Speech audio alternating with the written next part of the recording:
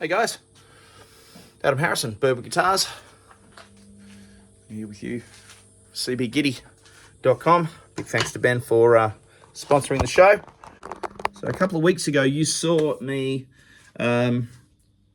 advertising, if you want to use, for lack of a better word, advertising the kits.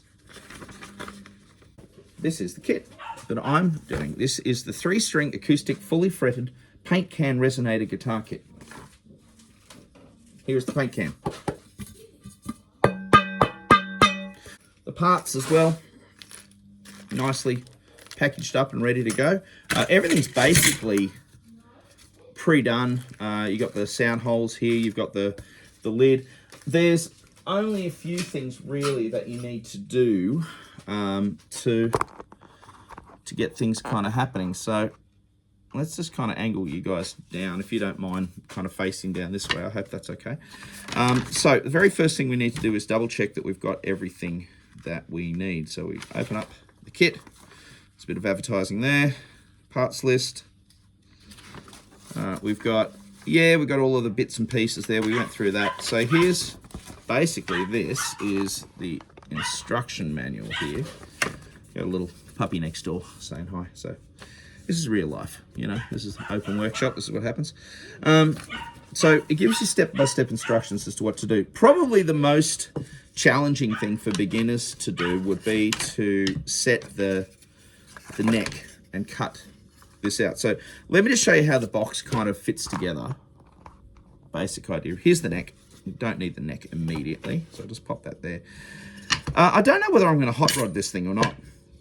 All right, we've got the base. Now, the base is ply. I think it's birch ply or something like that, but either way, it's very pretty. I've decided to use this as the underside because it's got some really, really nice markings there. So I'll put that so when I'm playing it, you can see it. Here we go. So we've got the sidewalls. Now, the sidewalls aren't marked or anything, so the sidewalls can basically just go in. These will all have to obviously get glued. But you can see what a nice fit that is. That's actually a nice fit. It's staying in place. They're all laser cut. You notice how they're dark on the side. Ben does his own laser cutting at CBGitty. I'd love to visit Rochester, New Hope. I think it would be lovely. There we go. So that's that. That's the sidewalls. Now, the next thing would be, and these are the parts that have to get notched. So you'll see I've actually pre-measured that. I've notched, and these slide in one end. There's no dedicated front or back yet. So it doesn't matter kind of which way you end up doing this.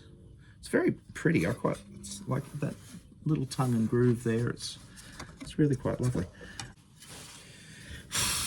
So that's the other piece. So you can see I've marked that one as well. Now I'm actually going to cut this out on the bandsaw. This is probably going to be the most challenging part for beginners to deal with. But we'll do that. Now the other thing that happens here, there we go, is you've got these two blocks as well. Now the two blocks will fit here. They're not utterly flush. There's a little bit of give in there, but that's okay. That doesn't really matter. Once it's clamped in, that's all fine. There we go. So that would all get clamped in nice and tightly. And once that's all in, we're pretty okay. Now, there is a little something that needs to be done on the neck. And that as well is a challenging thing to have to do, but we'll get to that in just a minute. So if I decided to, you kind of decide which side you want to use. That's nice. I think I like this side a little bit more. So that would get glued down as well. There are these elastics which you can use. I think these are designed to wrap up the box and while it's gluing, but I'll probably use clamps. But that's a very attractive looking setup.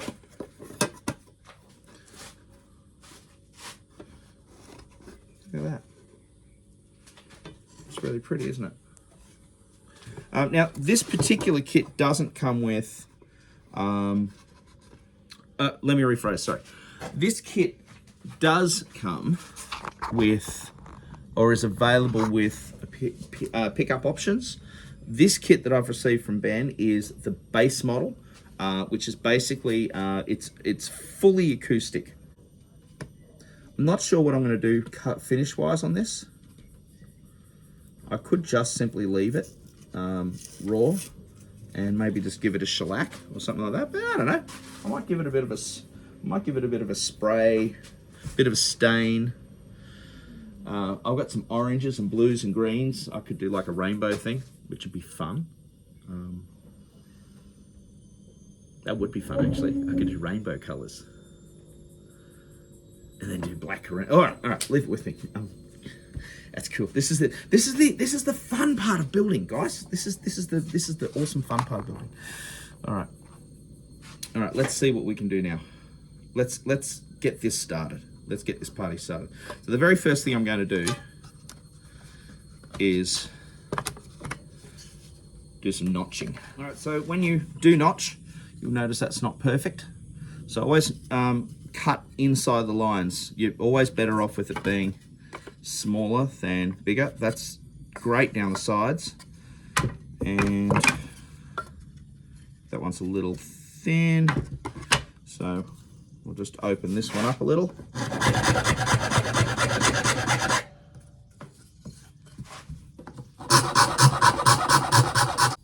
Have a little look, see how that's looking there. Still need a little bit, but that's good. All right, let's keep filing. So this is basically what it's going to look like. So it's in, you can see it's notched in there. Now nothing's glued, so it's just literally sitting there. Now I was initially worried about the height of the fretboard over the top of the box, but the thing is, this lid, I don't know if you can see it when I put the video like this, but this lid is actually, the surface of it is lower than this. So as you're playing, you're actually going to have a nice break angle over the strings. So I'm pretty happy with that. I'm about to glue it all up now. And it's actually a really, really, really pretty guitar. I actually do think I'm going to set it up for a piezo. So I've got here one of these kits that I make. But I've got this, and I'll put it on. What I'll do is I'll actually pop a biscuit underneath and attach the piezo to that. I like having a slightly woody tone, but we'll see how we go. I mean, at the end of the day, this is easy to come off. Now I'll show you what I've done with the neck. I have put a support, so it's vacant. I'll take this off in just a second, but the top of the lid is lower than this line, so because that's the line there, that top line, and the lid is actually probably another mil or two actually lower than that. So I think it should be pretty good. So just taking the top off, as I said, nothing's glued yet. I haven't glued anything as yet. So this is what it looks like. I have kept a lip here to just stop any bowing that may happen due to string tension. This section here, of course, is where the top is. So the top is actually supported in 3 spots. One there, and one there. Apart from that, this section and this section should freely resonate. I'm going to take a bit off here, off this block. I'm going to take a bit off this block here. The reason for that, I may actually just drop it down to here, cut it off here, because I do want to put the output jack for the piezo on the rear. Because I think I want to amplify it. I want to let this rip. And I'm really into piezo pickups. I love electric pickups, but I really, really love piezo pickups. And I'm really hoping it's going to sound really cool. So that's it so far. All right, next shot we'll have everything glued up. And hopefully I'll have the neck actually in place and all glued in as well. So I'm very excited. Very cool. Very, very cool. Ben, this is a beautiful kit. I honestly, it's challenging me a little bit because it's not the type of build that I usually make. But by gosh, it's good fun. Very cool. I'm really enjoying this process. Okay, awesome. Let's see what happens. All right, so is this overkill? You tell me. Leave a message in the comments. The elastics were very helpful, and I reckon if I just wrapped it, it probably would have been okay. I do love the fact that Ben puts them in the kit for people who may not have clamps. But when you got clamps, use them. So that's the spot down the bottom there where I've taken out that piece, and I will put in a piezo pickup. I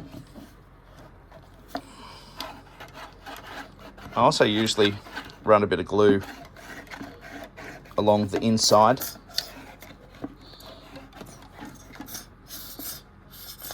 It's just a thing I do.